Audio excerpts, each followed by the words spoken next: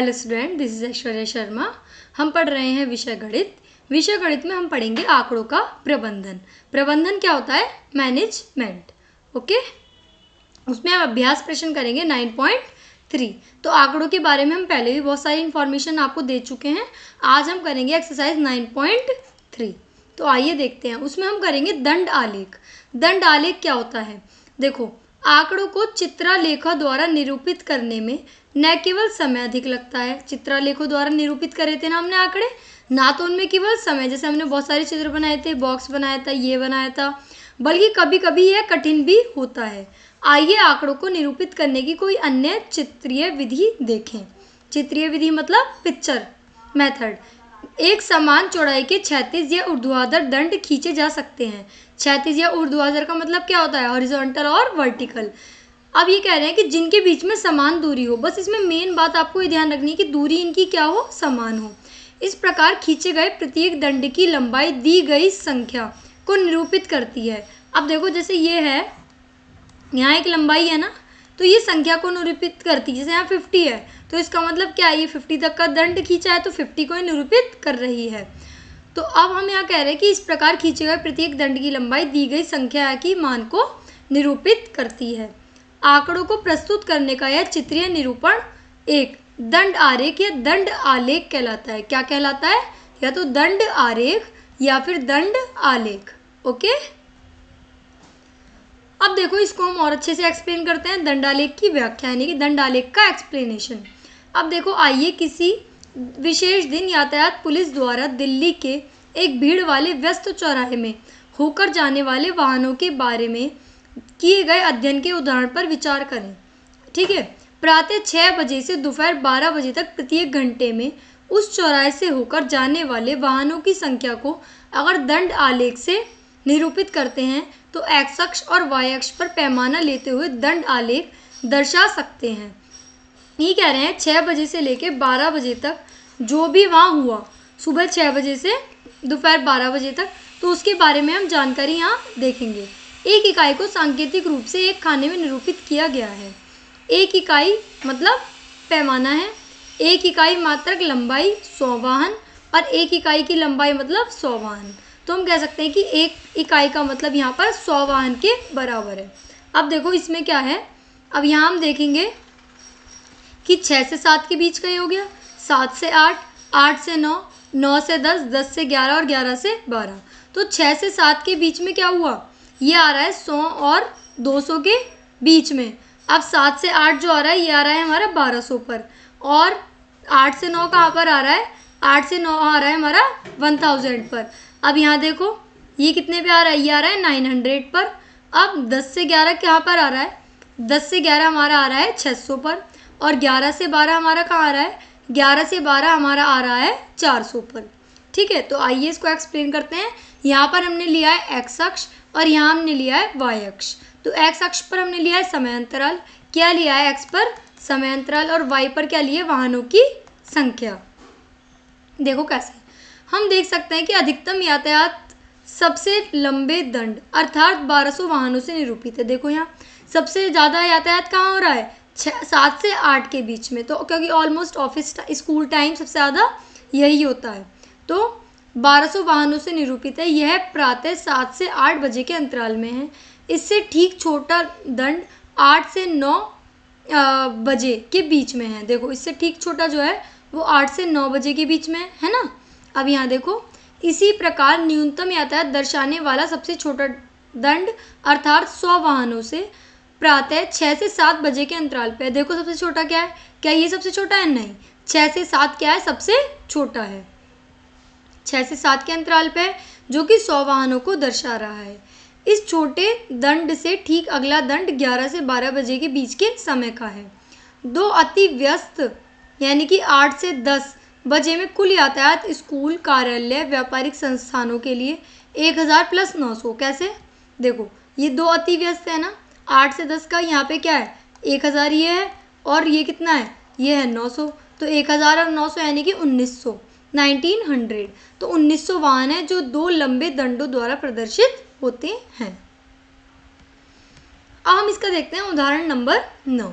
किसी स्कूल की एक विशेष कक्षा के निम्नलिखित दंड आलेख को पढ़िए और प्रश्नों के उत्तर देना है। पहले हमें देखना है दंड आलेख, फिर उत्तर देना है। तो देखो पहले क्या है, क्या दिया हुआ है, हमें ये देख लेते हैं। 2000 में एक इकाई की लंबाई 10 विद्यार्थी के बराबर है।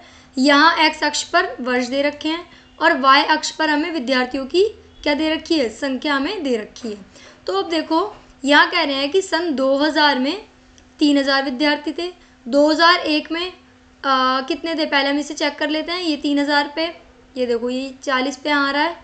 अब यहाँ देखो ये कहाँ है, ये बीच में आ रहा है 40 और 50 के। अब इसे चेक करते हैं, ये कहाँ आ रहा है, ये भी इनके बीच में आ रहा है 50 और 60 के।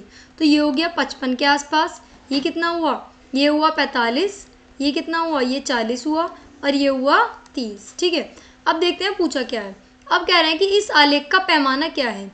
तो पैमाने का मतलब यहाँ है एक इकाई लंबाई बराबर 10 विद्यार्थी। देखो कितने लिए हमने, ये एक बॉक्स है ना, तो एक बॉक्स में हमने कितने लिए हैं, एक बॉक्स में हमने लिए हैं 10। तो एक इकाई का मतलब है यहाँ 10 स्टूडेंट। ठीक है ना। अब यहाँ देखो प्रत्येक वर्ष स्कूल में कितने नए विद्यार्थी प्रवेश लेते हैं, कितने लेते हैं। अब देखो प्रत्येक वर्ष, यहाँ पे देखो 2000 में कितने थे, 10 विद्यार्थी हैं, तो 30 की किससे मल्टीप्लाई करेंगे, 10 से। तो सन 2000 में कितने विद्यार्थी थे, सन 2000 में 300 विद्यार्थी थे।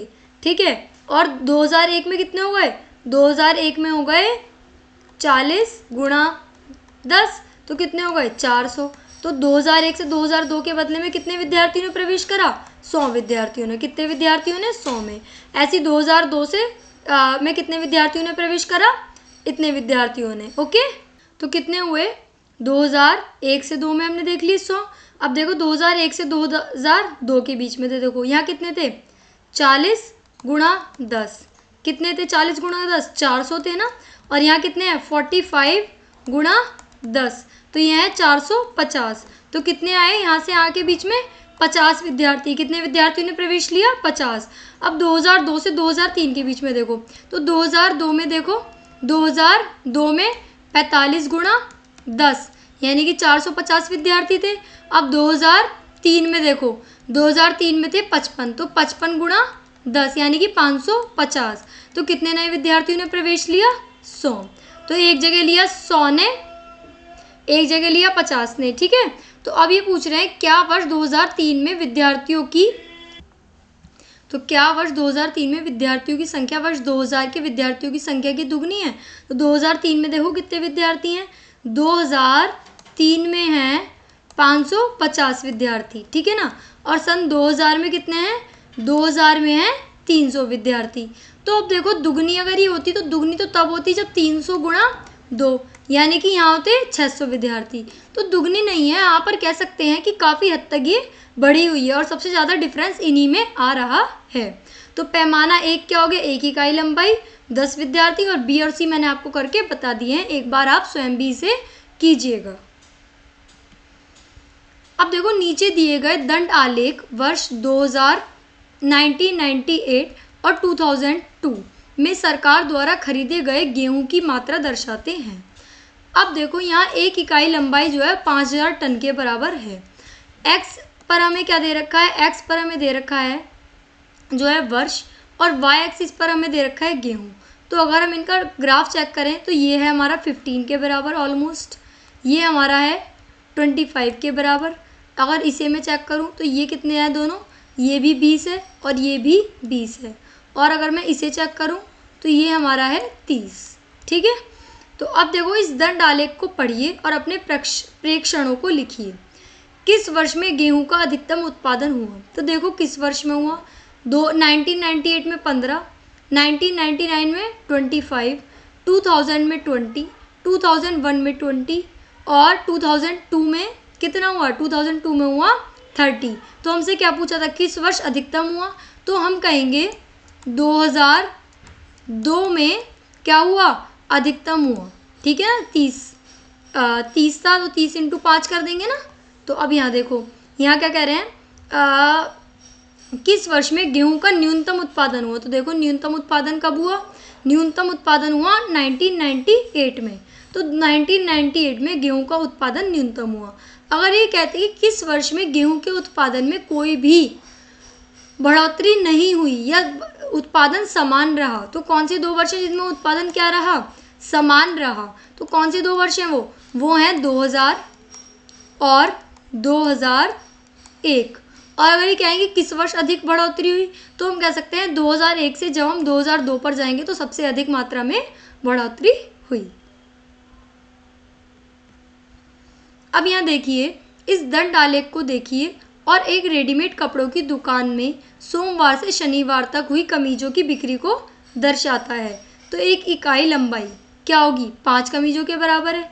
ये शनिवार, शुक्रवार, बृहस्पतिवार, बुधवार, मंगलवार और सोमवार।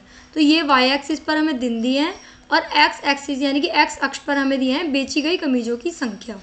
तो देखो पहले हम देख लेते हैं, यहाँ ये हमारा कहाँ आ रहा है, ये हमारा आ रहा है 60 पर। अब इस वाले को देखते हैं,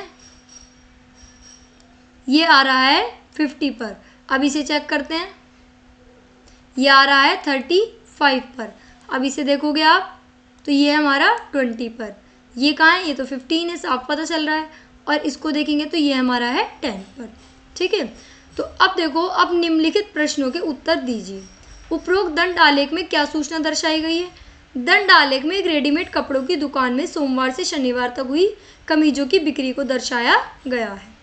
अब यहाँ देखेंगे हम, कमीजों की संख्या को निरूपित करने के लिए क्षैतिज रेखा पर क्या पैमाना लिया गया है। क्षैतिज रेखा पर देखो क्या पैमाना लिया गया है, 1 इकाई बराबर 5 कमीजें। क्या लिया गया है, 1 इकाई बराबर 5, 1 इकाई बराबर 5 कमीजें यानी कि 5 शर्ट।